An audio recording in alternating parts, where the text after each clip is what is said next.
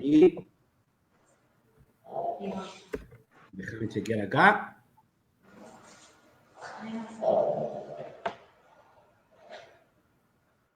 Perfecto.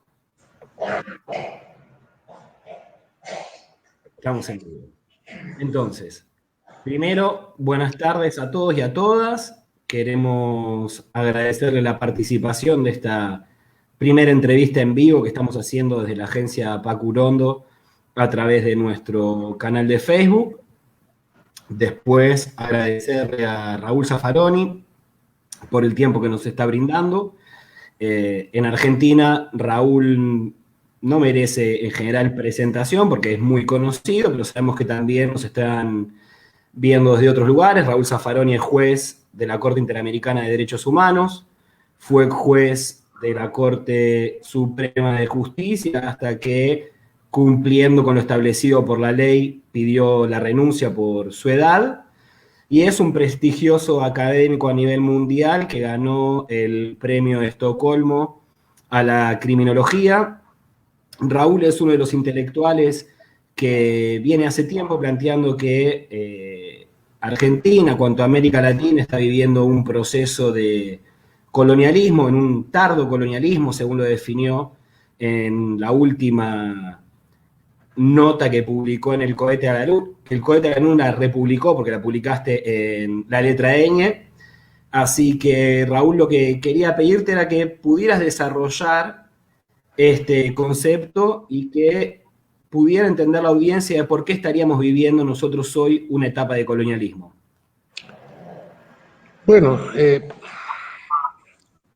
creo que el mundo, a partir de la financiarización de la economía, ha provocado esto un cambio en el capitalismo. El capitalismo productivo quedó sometido a una hipertrofia del aparato financiero.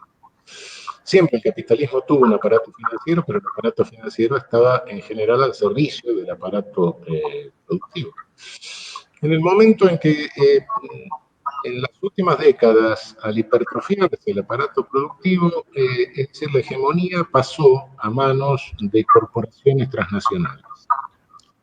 Estas corporaciones transnacionales, a diferencia de lo que sucedía en el productivo, no están en las manos de los dueños del capital, sino que están en las manos de tecnócratas que son los Chief Executive Officers o gerentes, como se los quiera llamar, que tienen un mandato inexorable, que es el de obtener mayor renta en el menor tiempo, y que si no lo obtienen, bueno, lo reemplazan por otros.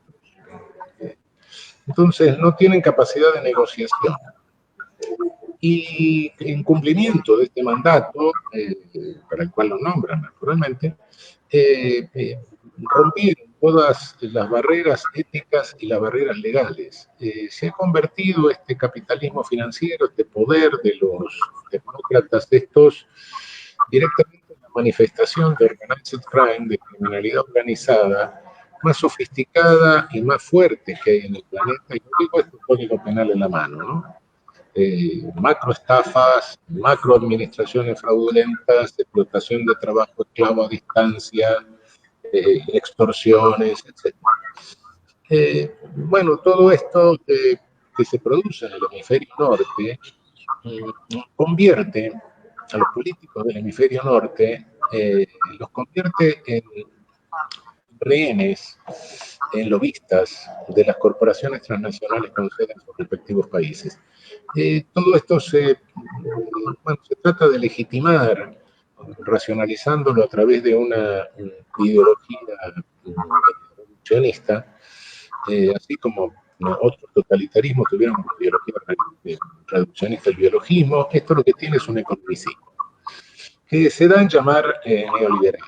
Se autodenominan neoliberales, de liberales no tienen nada. El liberalismo habrá tenido muchos defectos, tendrá muchos defectos, pero tiene una impronta liberal que esto carece totalmente. Pero eso es ideología, es la máscara. Ahora, ¿qué hay detrás cuando se arranca la máscara de ideología, que no es más que una racionalización? Lo que queda atrás es un totalitarismo, una impronta totalitaria. Impronta totalitaria que naturalmente se refleja en el hemisferio sur. Pero ¿cómo se refleja?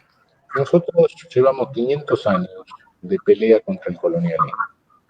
Primero contra el colonialismo originario ibérico, luego contra un neocolonialismo, primero en una primera etapa de neocolonialismo valido en nuestras oligarquías locales, sea el porfiriato mexicano, sea la oligarquía vacuna nuestra, la República Bella brasileña, el patriciado peruano, los señores del estaño de Bolivia, etc. Bueno, desarmadas estas oligarquías por movimientos populares debilitadas, no desarmadas, pero sí debilitadas, entonces hay una segunda etapa del neocolonialismo que sufrimos con la alienación total de la oficialidad de nuestras Fuerzas Armadas con la ideología de la seguridad nacional. Cuando se termina esa etapa, viene esta tercera etapa de tardo colonialismo, que se lleva a cabo a través de virreyes que son impuestos por monopolios mediáticos que asumen la función de partidos políticos, es decir, la canalización de la opinión pública, que en una democracia plural la tendrían que realizar los partidos políticos, acá la llevan a cabo monopolios mediáticos que manipulan la opinión pública, son creadores únicos de realidad. Así como otrora, bueno, los totalitarismos siempre hubo una creación única de realidad.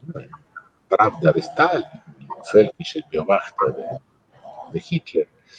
Sí, ya sé que esto no es ni el estalinismo ni el nazismo, sí, ya lo sé, pero bueno, eso demuestra que esto es creación única de realidad, monopolio mediático, monopolio de comunicaciones incompatible con una democracia plural. Bueno, estos monopolios se convierten en el partido único que lleva en muchos países al triunfo a estos virreyes que son funcionales, naturalmente, a las corporaciones transnacionales. ¿Y estos virreyes qué hacen? Cumplen lo que las corporaciones transnacionales quieren, que es endeudar astronómicamente a nuestros países. Y a través de la deuda astronómica se ejerce este tardo colonialismo, una deuda que, bueno, ya no nos ocupa para llevarse el trabajo, ya no somos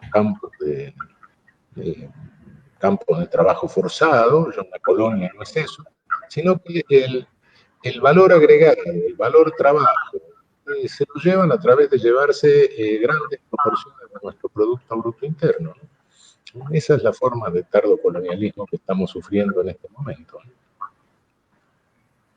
Raúl, cuando vos señalás ahí el papel que cumplen los medios de comunicación, desde el Estado y conforme las constituciones que hoy tenemos, ¿es posible ponerle un coto a ese tipo de accionar y especulaciones? Es una lucha de poder, es una lucha de poder. Por supuesto que los instrumentos legales existen, claro. Pero bueno, el derecho es un deber ser. ¿A qué punto el ser lo podés llevar a deber ser? Bueno, eso es una lucha de poder, una lucha política, por supuesto. Nunca vamos a tener un Estado de Derecho, una democracia plural y un principio republicano, en definitiva, con un monopolio de medios que cumple la función hegemónica de un partido político único. Esto no lo vamos a tener nunca. Es decir, lo que hay que pelear no es pelear el monopolio, hay que pelear la vigencia de la Constitución, hay que pelear la vigencia de la democracia, hay que pelear la vigencia del principio republicano. Es eso lo que hay que pelear en el fondo. Raúl, en tu artículo señalabas que sería preciso hacer algunas reformas a nivel constitucional y pensar la creación de nuevos estados, en lo que señalabas también que es preciso también colocar la cuestión de la fraternidad. ¿Podrías desarrollar esos nuevos modelos de Estado que estás pensando? Mira, ¿qué ha pasado con algunos gobiernos populares en la primera parte de este siglo? Hubo gobiernos populares que ampliaron la base de ciudadanía real en la región, bajaron los niveles de pobreza, es decir, hubo capas sociales que ascendieron, se beneficiaron con esos gobiernos populares. Sin embargo, esas mismas capas sociales votaron en contra, manipuladas por estos partidos únicos, estos monopolios o oligopolios de medios de comunicación. Sí, es cierto, pero ¿qué fue lo que pasó? ¿O cuál fue el discurso? ¿Qué sucedió? Se encontraron en un momento en que, me refiero un poco a lo que Jesse Sousa escribe ahí en Brasil, ¿no? Se les inventó una clase de parias, que no existe, pero que se inventó como dice Jesse, que lo copia de Max Weber, la clase de parias en la India, que cumplía la función de que todos los demás se podían considerar superiores. Entonces se inventa la clase de parias, que no existe. Esta invención puede tener una base un poco más visible en Brasil, ahí por la mayor melanina, pero en la Argentina no lo tiene, ¿no? Falta. No tiene ni siquiera esa base. Pero se inventa una clase de villeros miserables, sucios, concupiscentes, violadores, ladrones, de la cual todos los demás tienen que distanciarse para considerarse superiores a alguien. ¿Qué te puedo decir?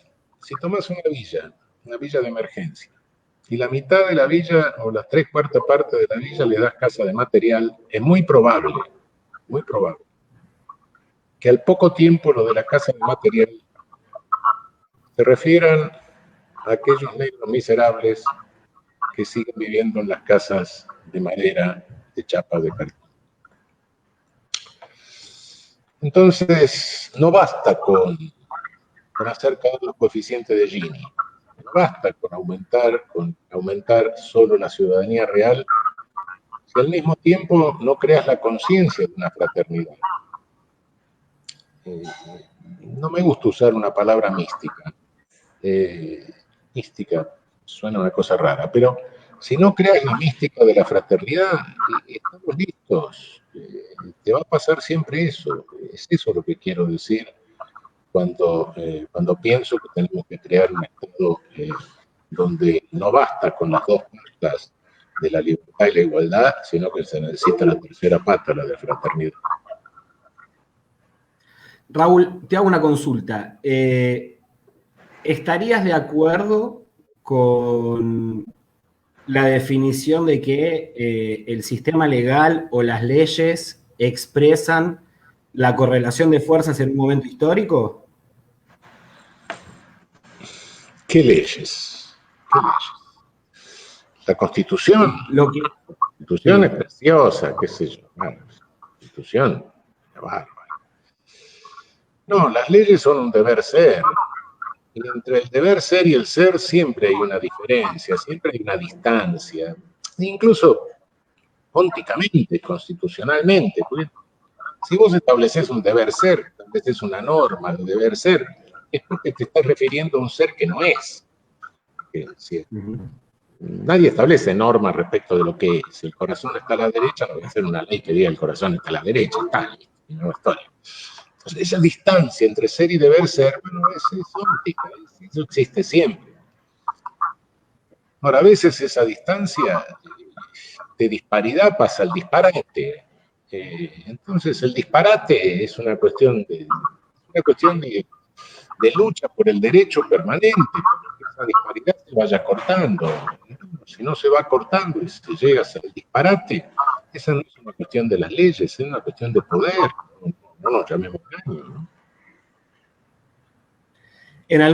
Te preguntaba esto por lo siguiente, digo, si nos pensamos como colonia, digo, y hacemos parte de una región que hay unas pocas familias que consiguen condicionar la realidad de la mayoría por ser propietarias de recursos naturales que en muchos casos fueron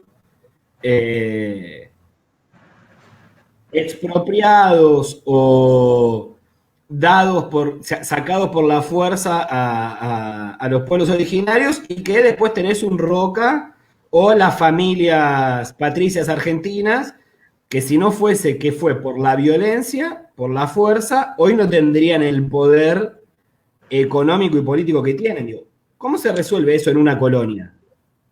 Mira, obviamente que esos son agentes coloniales y operaron como agentes coloniales. Ahora yo no creo que en este momento esa sea la clave.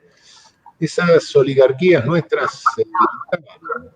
Sí, hay muchas personas que tienen los mismos apellidos, pero se montan sobre otro poder, que es el poder de corporaciones. No es ya el mismo poder. Cuidado, establezcamos algunas diferencias, porque si no distinguimos entre el reumatismo y la tuberculosis, no vamos a ponernos de acuerdo. La oligarquía argentina. La oligarquía argentina, sí, se habían adueñado, sí, del territorio, de los recursos naturales, de todo. Eran los dueños del país. Pero como eran los dueños del país, lo cuidaban también. Fíjate que cuando viene la crisis de 1929-1930, dan el golpe del 30, lo sacan Arturo Uriburu, el payaso ese, y toman el poder ellos con Agustín P. Justo. Bueno, ¿qué es lo que hacen? Hacen un programa de intervencionismo económico keynesiano. No se fueron a la libertad de mercado, es un intervencionismo económico, qué sé yo, junta reguladora de precios, una cosa realmente, digo, bueno, para salir, está bien.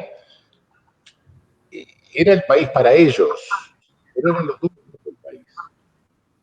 Estos que tenemos ahora no son los dueños del país, no.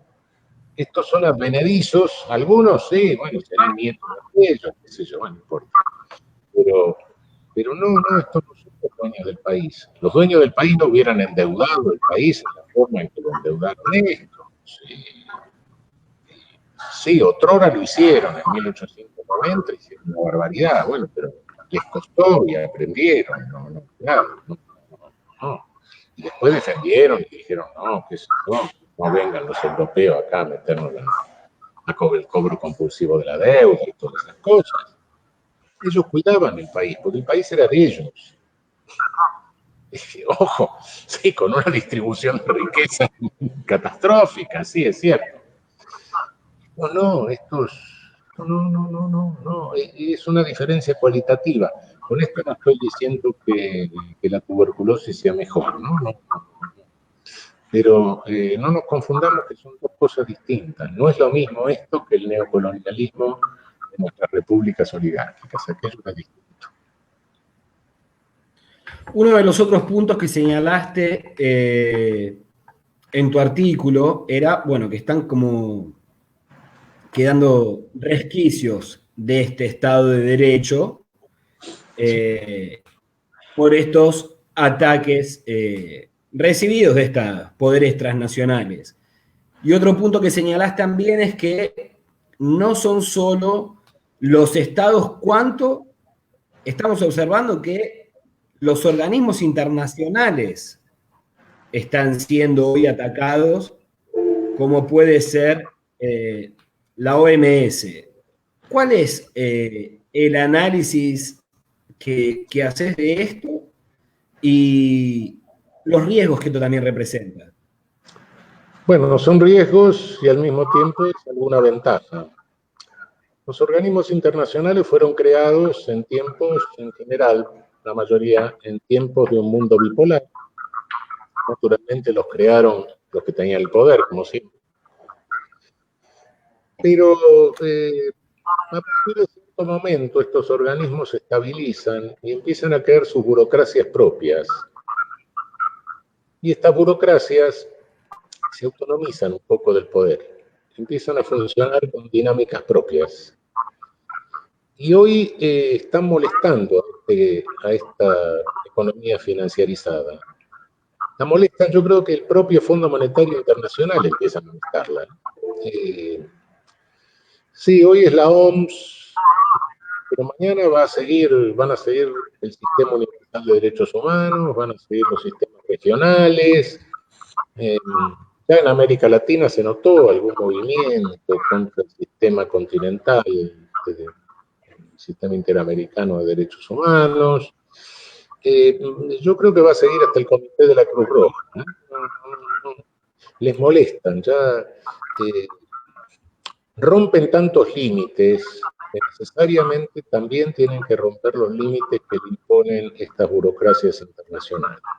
Cuando uso la palabra burocracia no la uso en un sentido peyorativo, ¿no?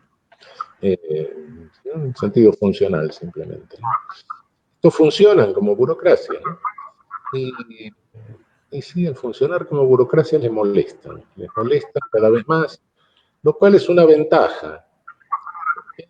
Si bien no tienen el gobierno, los organismos internacionales, no tienen el poder, digamos, tienen el poder del discurso. Y el poder del discurso es fuerte. Si el poder del discurso no sirviese para nada, los dictadores no se ocuparían del discurso. Sin embargo, todo dictador se ocupa del discurso. El poder sin discurso no funciona. Un francés que dijo que los que toman el poder hoy necesitan soldados, aguardiente, salchichón y el discurso. Porque sin discurso la cuestión se debilita.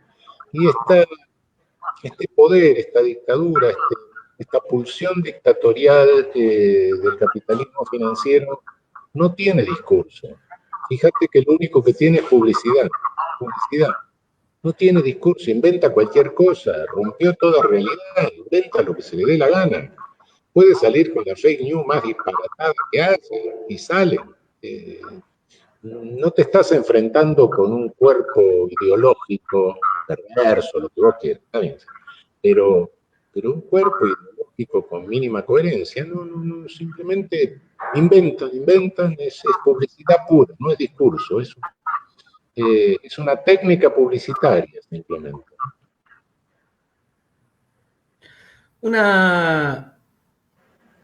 Hace poco habíamos conversado un poco y era, ¿cuál es la lectura que vos tenés en este momento de situación de pandemia? Quizás ella, porque yo viviendo en Brasil, lo que nosotros estamos viendo es una radicalización de un discurso fascista. El fin de semana pasado se pudo también ver en Londres algunas manifestaciones bastante derechosas. Y ahí es donde uno se pregunta si es para preocuparse que habría un riesgo del fascismo o si es simplemente la expresión de un reducido grupo de personas más alienadas, más fanáticas que se están expresando. ¿Vos ves un avance de un discurso fascista? ¿Crees que estamos ante un riesgo de que haya un avance de fascismo a nivel mundial? Mira, la historia no se repite, se continúa. Y uno va aprendiendo la experiencia, la va sacando, sí, del pasado, busca cosas y busca algunas situaciones similares. Hay algunas visiones distópicas que dicen que, bueno, que estaríamos como al final de la Primera Guerra Mundial, ¿no? Entonces vendría el fascismo, vendría todo eso, vendría el nazismo. También vino la Revolución Rusa,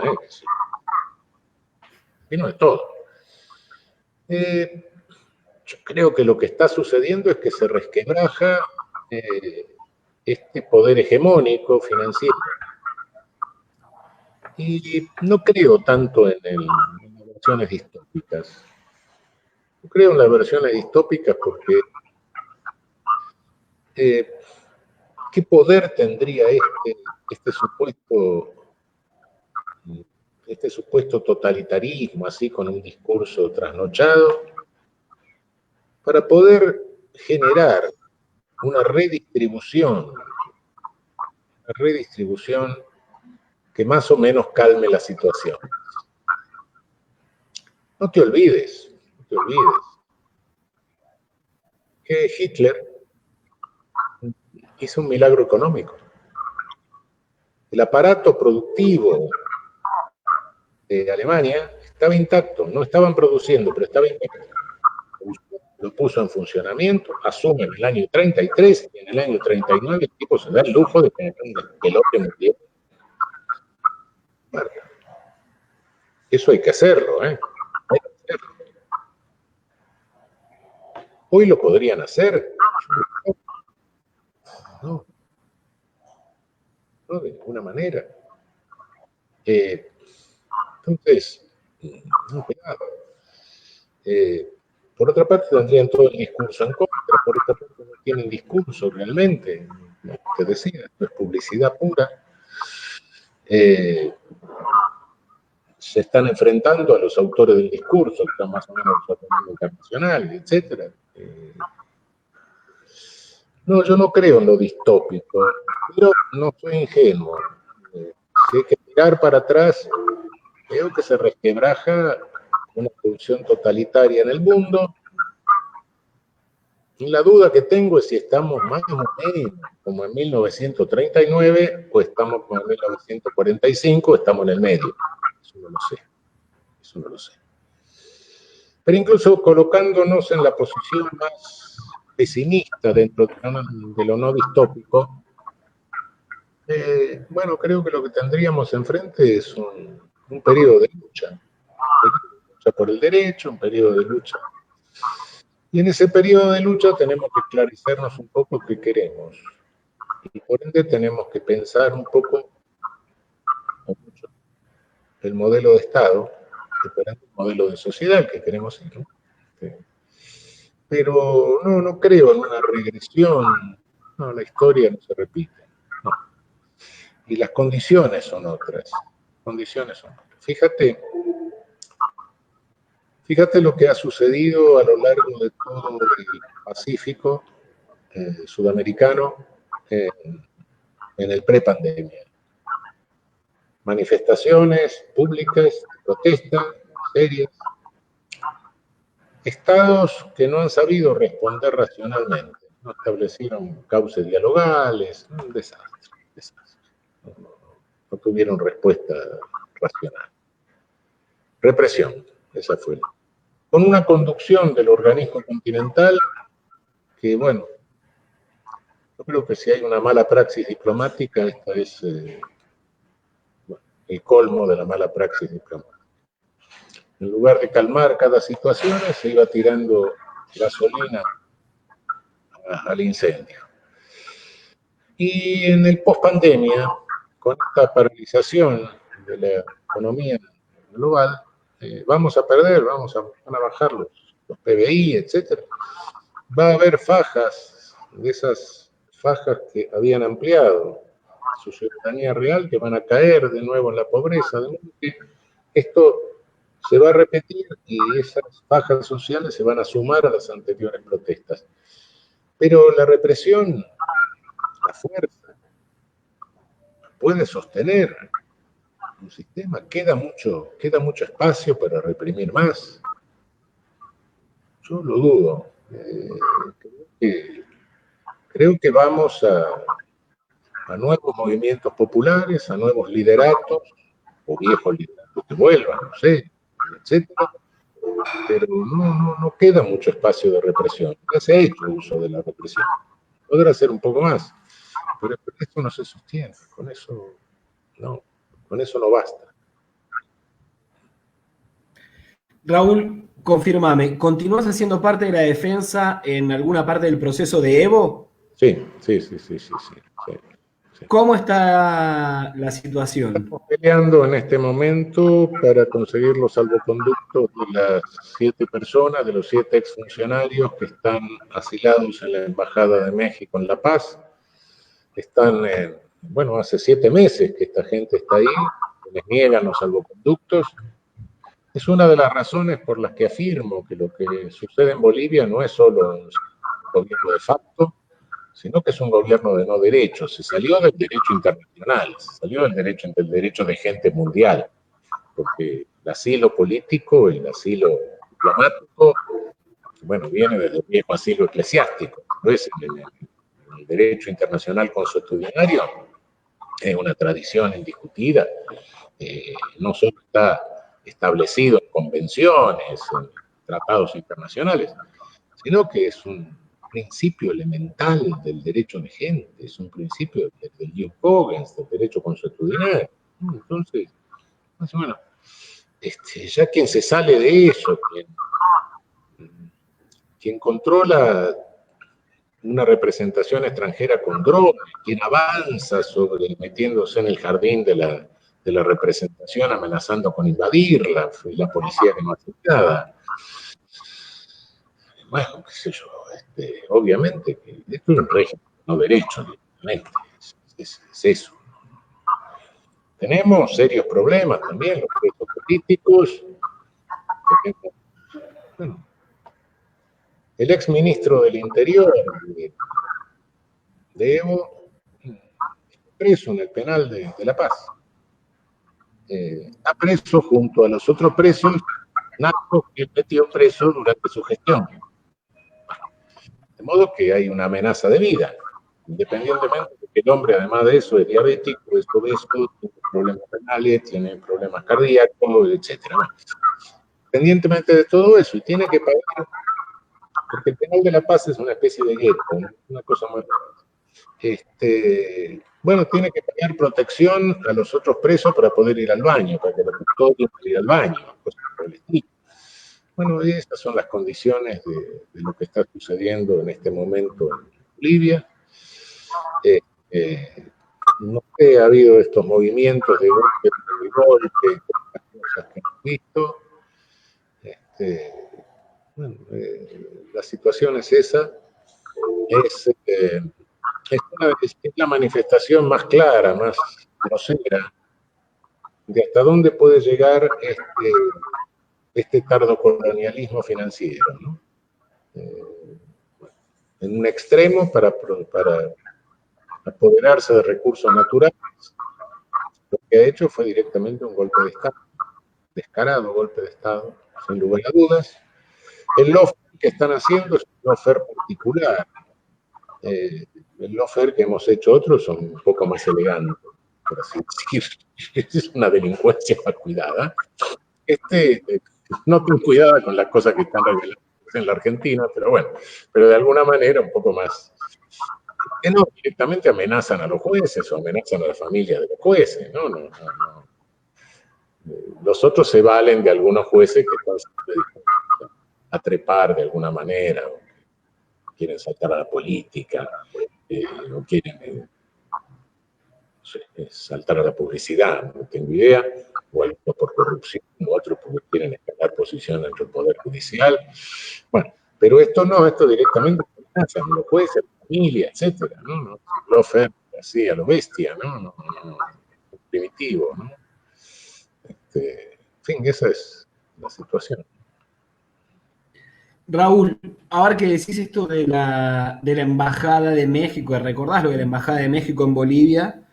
Recuerdo que también acá en Brasilia hubo un intento no, digo, los terminaron sacando a las trompadas cuando fueron a invadir la Embajada de Venezuela en Brasilia.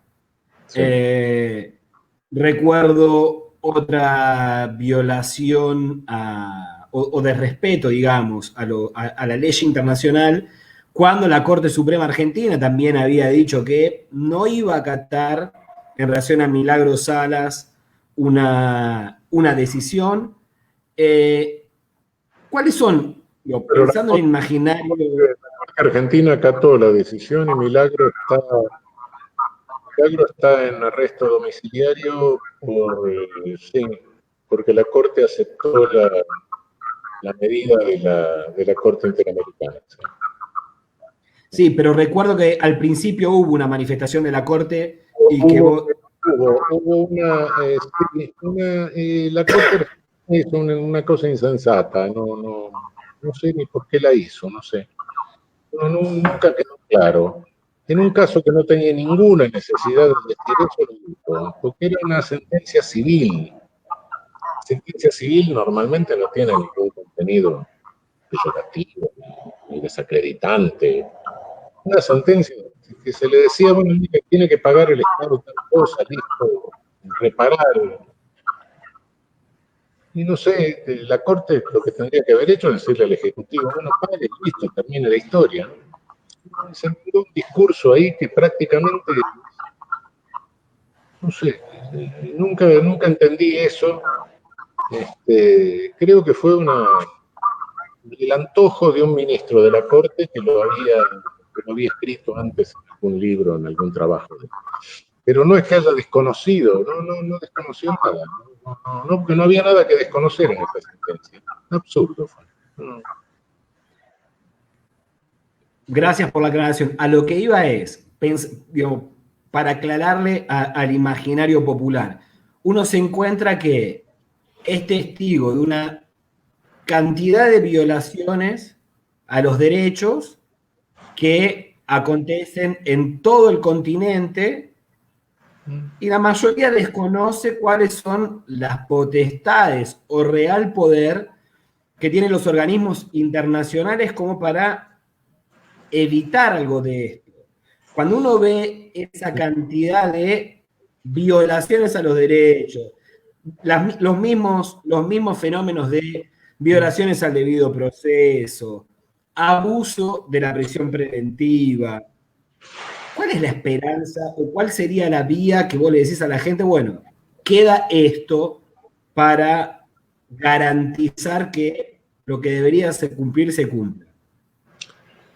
Mira, la vía es que empecemos a pensar en otros modelos de Estado, porque la realización de derechos desde el punto de vista internacional, desde el punto de vista de las cortes internacionales, está bien, ya te voy a explicar esto, pero por mejor que funcione un sistema supranacional, regional de derechos humanos o derechos laborales o lo que sea, eso está seguro, pero la realización de los derechos, y eso te lo tiene que garantizar el orden interno. El otro es un reaseguro solamente. Es cierto que también el reaseguro que tenemos en la región no es del todo bueno, es muy débil. Nosotros no tenemos una Corte de Derechos Humanos como la Corte Europea de Derechos Humanos. A nosotros llegan los casos filtrados a través de la comisión tiene miles de denuncias, demora, nos llegan casos con atraso de 10, 15 años, no somos eficaces para la solución del caso concreto, nos llegan las viudas a veces. Pero sí molestamos porque bajamos líneas jurisprudenciales que después en cada país los defensores de derechos humanos, los abogados, etcétera, se le empiezan a exigir a sus tribunales, citándonos a nosotros.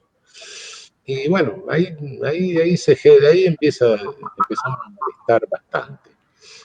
Pero para el caso concreto no somos solución. Para eso necesitaríamos algún día no solo pensar modelo de Estado, sino pensar en modelo regional que necesitamos, la integración regional que necesitamos y el fortalecimiento de un sistema de derechos humanos como reaseguro también, ¿no? No sé si el modelo europeo, un modelo semejante. Europa sí tiene el acceso directo de la víctima de violación de derechos humanos a su corte. Nosotros ni siquiera somos jueces permanentes, somos jueces part-time, vamos rato. No somos ni funcionarios de la Organización de Estados Americanos, no tenemos la condición de funcionarios. Cada uno, bueno, en su país ejerce la profesión, pero no somos ni siquiera jueces permanentes. Entonces, este sistema es bastante débil. De cualquier manera, y con todo lo débil que es, entonces, bueno, tenemos que recoger esa experiencia de esa molestia. ¿Ha habido algún movimiento, alguna expresión? Finalmente no llegó a concretarse nada, pero hubo cierta cierto movimiento para debilitar todavía el sistema, debilitarlo más, con cierta intención. Pero vuelvo a decirte, no, eh, no, el Estado de Derecho perfecto, ideal, no existe, ni existió nunca, quizá nunca exista. Ese principio de que todos tenemos que ser iguales a la ley, los de arriba, los de abajo, los del Estado, los del otro, no, eso es un ideal. Los ideales sirven, el modelo ideal sirve porque sirve para calificar lo real, es decir, el estado histórico, el estado real. Ten en cuenta que el Estado de Derecho no es más que una cápsula que encierra las pulsiones de un Estado de policía que como un enano fascista se queda adentro. ¿Por qué? Porque en toda sociedad siempre existen grupos hegemónicos que quieren hacerse del poder para hacer cualquier arbitrariedad. No hay nada que hacer, pelean. Es un juego de pulsiones y contrapulsiones. El Estado de Derecho nunca está hecho del todo, no, de ninguna manera. Es un Estado más o menos de derecho, pero que siempre está tratando de contener al enano que se le queda adentro. Entonces ese juego, cuando hablo de juego de pulsiones y contrapulsiones, hablo de una dinámica que no es dialéctica, que no hay síntesis, ¿eh? Es un juego permanente. Por eso te digo, cuando me preguntabas hace un rato, te digo, la vigencia del derecho es una cuestión de poder. No es una cuestión de leyes ni de normas, es una cuestión de poder. Poder que se impulsa a través, cuando digo poder, no digo poder de armas. Hay muchas maneras de jugar por el poder. También el poder del discurso es un poder. Sí, bueno, hay que usarlo también, hay que usar todo, pero es lucha de poder. El derecho es un deber ser. ¿En qué manera, en qué medida llega a ser? Lucha de poder. Y por eso que el derecho es lucha. Es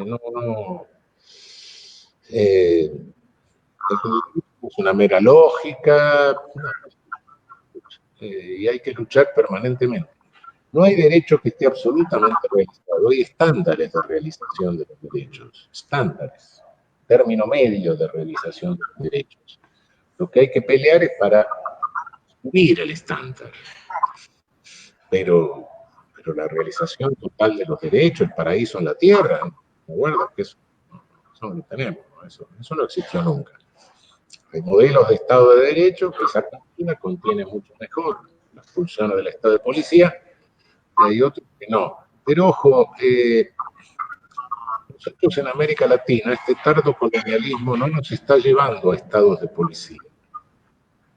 Cuidado porque ahí hay, cuando vos me preguntabas sobre la pulsión fascista, etcétera, no, guarda.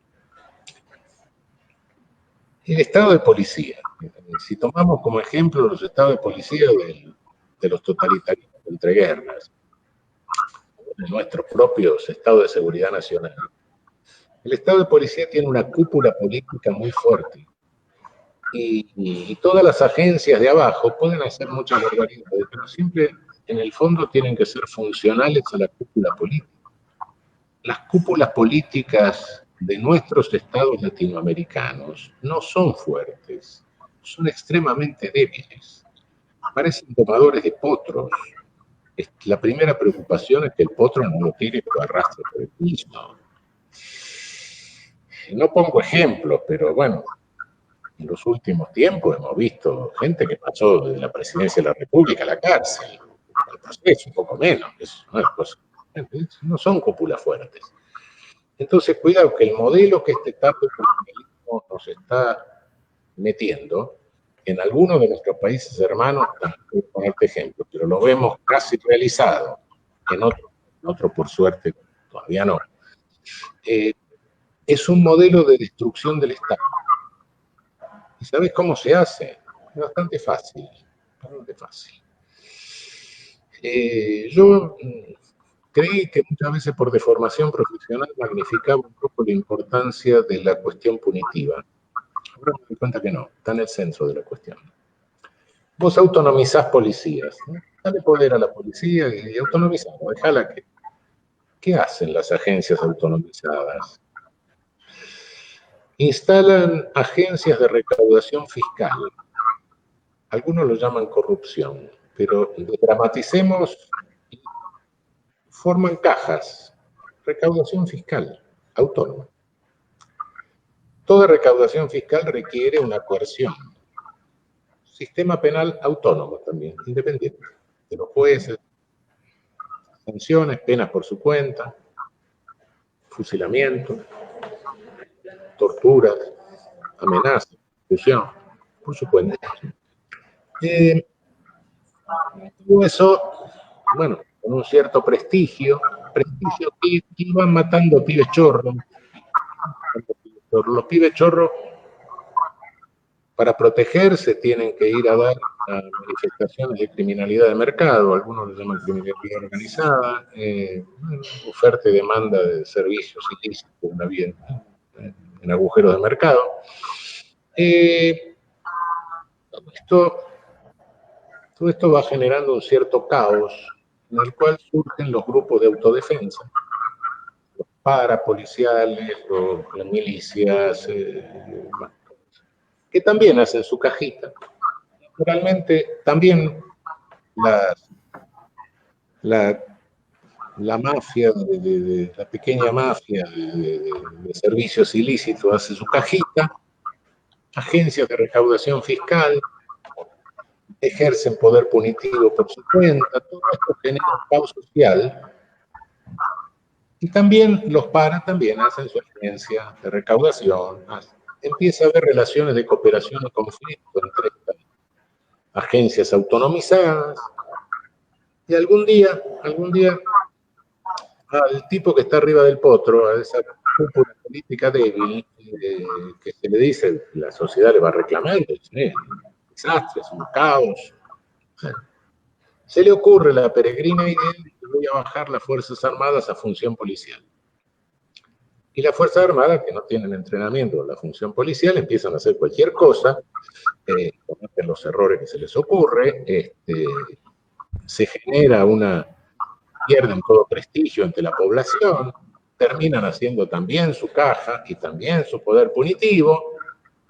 En definitiva, ¿qué es lo que tenemos? Y se jode la defensa nacional, claro. Y entonces, en definitiva, ¿qué tenemos? Tenemos menos Estado, tenemos un Estado degradado. Guarda que no nos están imponiendo un camino hacia el Estado de policía. Pero cuidado, yo a veces hay cosas que creo que las manejamos con estructuras de pensamiento que corresponden a otra época. No, vamos a un Estado degradado, menos Estado. Y claro, menos Estado. ¿Por qué? Porque las corporaciones quieren ocupar el lugar de la política. Y el lugar natural de la política es el Estado. Entonces debilita el Estado, destruye el Estado, hace pelota el Estado. Es eso. Raúl, te hago una pregunta ahí, que es la siguiente, y es que las corporaciones quieren ocupar el lugar de la política, o es que concuerdo 100% que quieren acabar con el Estado, porque el Estado es el único que vía ley, reglamentaciones o el instrumento que sea, les puede poner algún coto a la voracidad y es el único que se puede presentar en el medio como para decirle esto no. La política le puede poner coto, y el lugar de la política es el Estado, claro. Sí.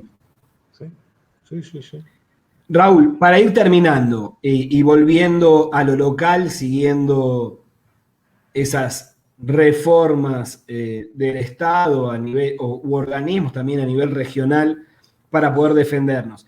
El presidente Alberto Fernández, en el anuncio de su discurso en la Cámara de Diputados, antes de que tuviéramos la pandemia, señaló que una de las medidas que iba a tomar o que iba a un proyecto que iba a llevar para el Congreso era la reforma de la justicia. Una de las cosas que sé, es público conocimiento, que has manifestado en varias oportunidades, era la necesidad de crear un tribunal constitucional en la Argentina. ¿Qué otras, por tu experiencia y por lo que hemos vivido en el último tiempo, qué otras reformas crees que son necesarias en el sistema judicial argentino? No, mira, creo que hay dos momentos. Un momento es lo que podemos hacer ahora. Otro momento es ir pensando el modelo de Estado para el futuro. Eh, el modelo de Estado para el futuro, sí, puedo pensar en un tribunal constitucional, puedo pensar en varias cosas de esas, una casación realmente nacional, pero eso es un modelo futuro. Momentáneamente, lo que ha trascendido de la reforma, porque no la conocemos, ¿no? Sí, es desarmar la concentración de poder que hay en los juzgados penales federales de la Ciudad de Buenos Aires, como Doro Pipas, es decir, distribuirlo y distribuir también el poder concentrado que hay en lo contencioso administrativo. Sí, me parece correcto eso. Eh, pero creo que no se puede resolver, eh, no se puede resolver mínimamente la cuestión judicial sin una cabeza, sin un gobierno del Poder Judicial, sin una bajada, sin un órgano que baje línea coherentemente para abajo. El Poder Judicial, en definitiva, también es una burocracia. Bueno, con una burocracia sin cabeza o con una cabeza que está fallando, no va. Y Alberto en algún momento dijo que él no iba a tocar la estructura de la Corte Suprema. Hoy, después dudó un poco y ahora no lo volvió a decir.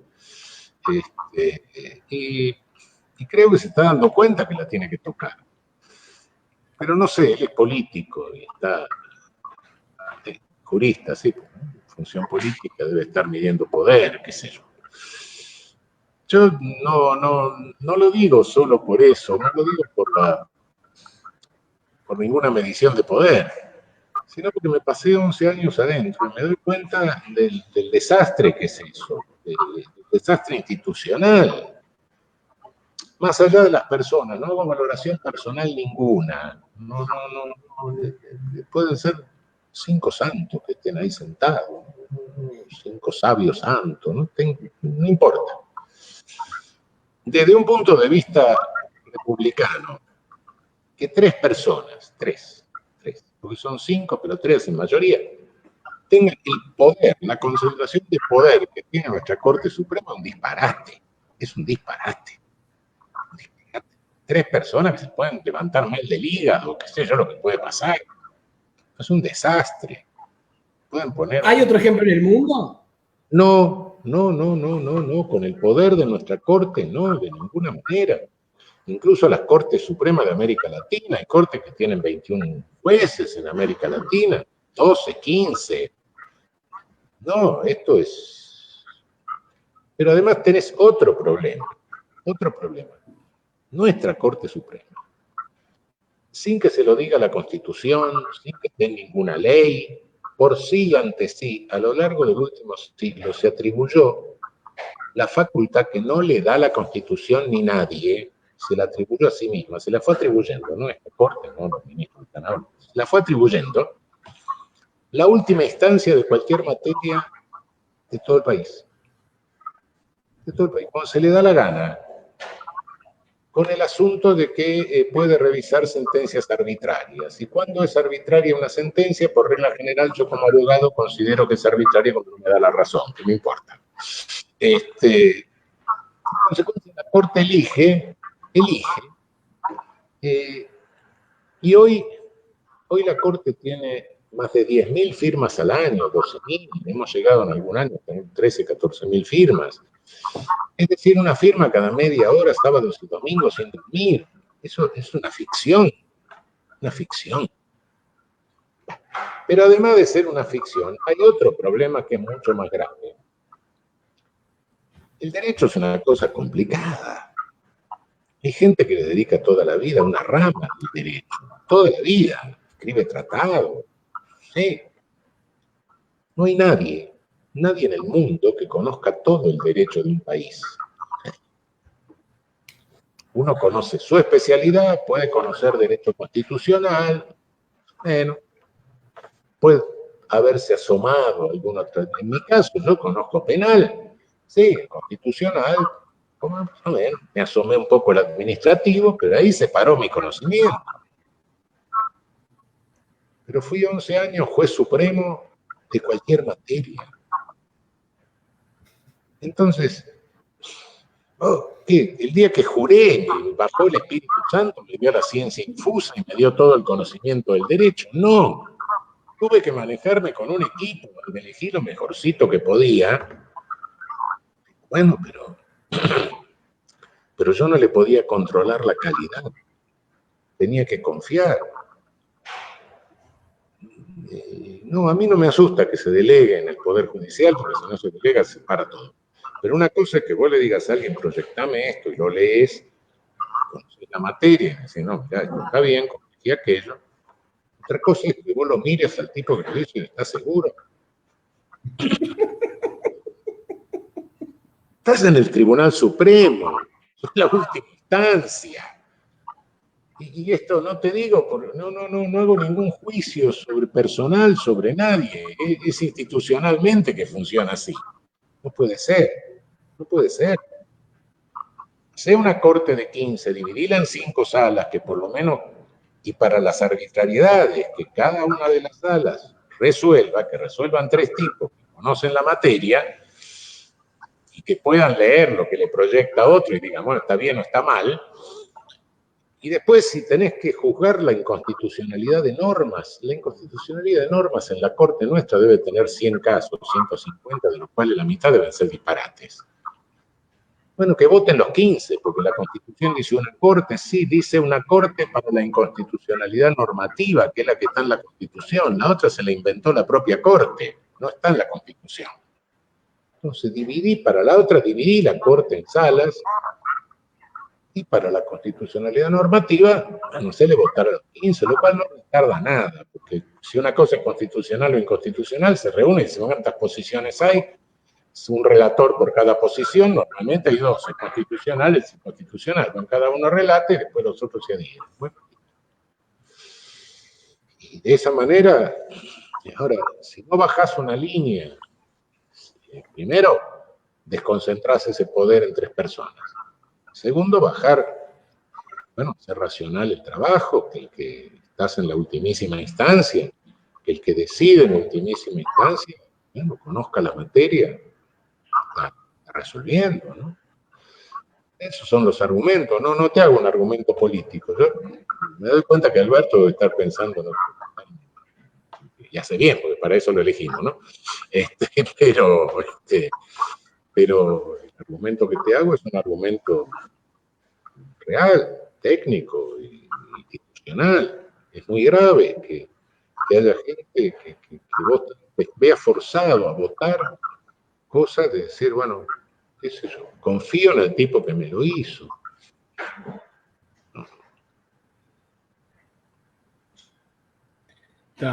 Raúl, te quiero agradecer muchísimo por tu tiempo, la generosidad que siempre tenés para con la agencia Pacurondo. ¿Hay alguna cosa que no haya preguntado, alguna cosa que quieras aclarar al final? Habría tantas. Bueno, entonces vamos a tener que hacer otro día. Dale. Un abrazo. Raúl, te agradezco mucho. Un abrazo grande para vos. Chao. Hasta más. Chao. Bueno, les queremos agradecer a todos la participación. Lamento que haya habido algunos pequeños problemas técnicos que pude ver ahora entre los comentarios y eso lo vamos a poder solucionar. Vamos a publicar la entrevista completa después en la agencia Pacurondo. Muchísimas gracias a todos. Un abrazo grande.